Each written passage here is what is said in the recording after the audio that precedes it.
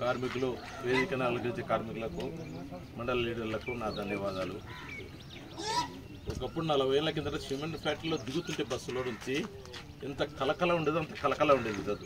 ఈరోజు నా ప్రజలు లేక బోసిపోయింది ఊరు ఇచ్చిపోయినారు.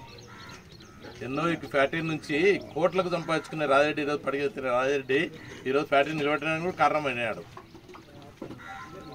ఈ కోట నుంచి ఓన్లీ స్క్రాపే 2 కోట్లు 3 కోట్లు కొట్టించాడు. 300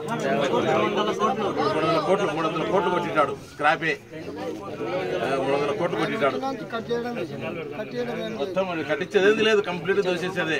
ఎక్కడో ఊరి కార్మికులను కడుపు కొట్టి బీహార్లను పిలిచి పని చెప్పించుకుంటా. గుజరాత్ బీహార్లను పిలిచి ఇంత ఘోర చేసే మినిస్టర్ గారికి ధన్యవాదాలు. మాజీ సర్పంచ్ గారికి, మినిస్టర్ గారికి కూడా కాదు. ఇది పరిస్థితి. ఈ ఏరియాకు కొంచెం డెవలప్ చేసి అంత ఇంత ఎమ్మెల్యే గారు కొంచెం సహకరించి బాగా చేయాలని ప్రయత్నం చేస్తున్నాడు. కానీ ఆయన ఆటలు సగనీయకుండా ట్రై చేస్తున్నాడు. ఇంటి పక్క నుంచి ప్రెస్ మీటింగ్లు పెట్టి ఏదేదో చెప్తున్నాడు కలిగిన మాటలు.